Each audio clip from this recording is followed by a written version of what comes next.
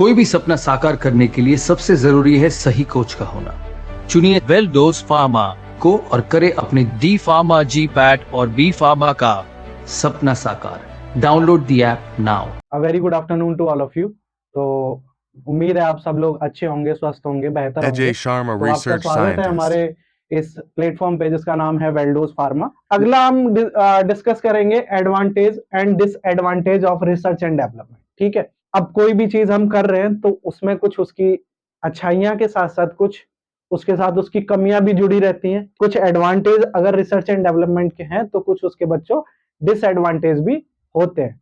जैसे कि मैं पहले तो एडवांटेज की बात करूं तो फैसिलिटेट्स इनोवेशन। कोई भी आर&डी या कोई भी कंपनी ऐसे एम्प्लॉइज को हायर करती है, ऐसे एक्सपर्ट्स को हायर करती है जो कि इस उस कंपनी के इनोवेशन लेवल को फैसिलिटेट करें, उस कंपनी के इनोवेशन लेवल को आगे ले जाए, यानी उसमें नई नई इन्वेंशंस करते रहे। ऐसे वो एक्सपर्ट्स चीज को हायर करती है कंपनी, तो इनोवेशन इससे फैसिलिटेट होता है।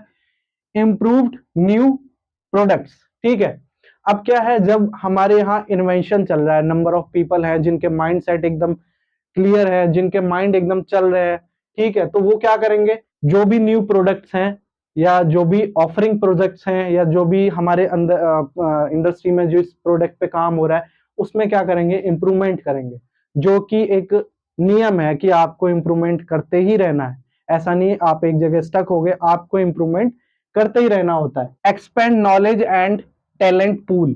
इससे क्या होता है, जब हमारे एक्सपर्ट्स जो साइंटिस्ट होते हैं उनके माइंड में इनोवेशंस चलते रहते हैं, तो क्या होता है, उससे हमारा जो नॉलेज है वो भी बढ़ती रहती है, क्योंकि आप पढ़ रहे हैं चीजों को, आप चीजों को पढ़ रहे हैं तो आपकी नॉलेज अल्टीमेटली क्या हो रही है, बढ़ रही है।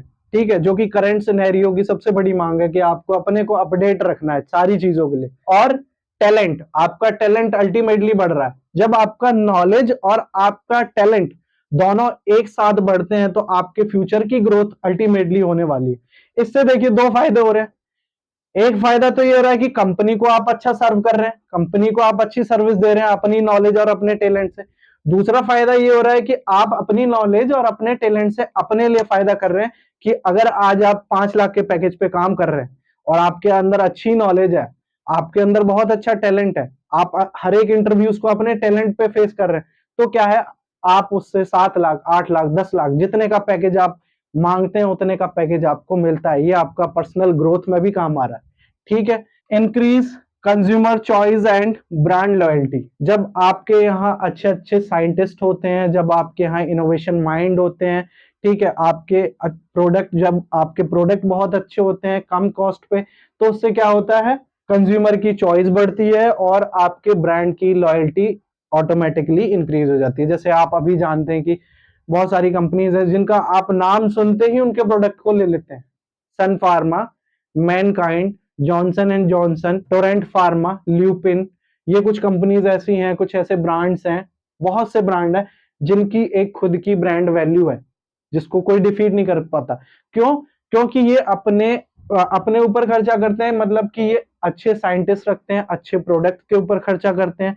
ठीक है, ये रेवेन्यू के साथ साथ खर्चा भी उसी हिसाब का करते हैं, अच्छे माइंडसेट को एक साथ लेके आते हैं लोग। इकोनॉमिक ड्राइवर, इकोनॉमिक ड्राइवर का मतलब क्या है, लॉन्ग टर्म प्रॉफिटेबिलिटी।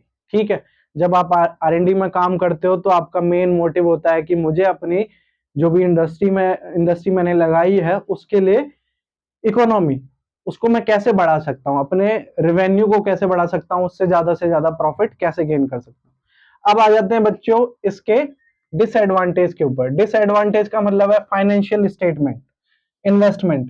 ठीक है, तो कंपनी को एज आर&डी से कोई भी फायदा नहीं होता, कोई भी रेवेन्यू नहीं होता। रिसर्च एंड डेवलपमेंट किसी भी कंपनी को कोई भी फायदा करके नहीं देता है। इसमें सिर्फ और सिर्फ रिसर्च होती है दवाइयों के ऊपर और कॉस्ट कटिंग के ऊपर।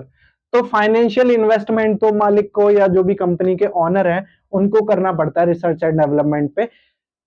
कभी कभी गवर्नमेंट भी सब्सिडी देती है रिसर्च एंड डेवलपमेंट सेक्शन को, अगर आप लगा रहे हैं अपनी कंपनी का तो गवर्नमेंट भी उसके लिए सब्सिडी आपको प्रोवाइड करती है रिसर्च एंड डेवलपमेंट के लिए।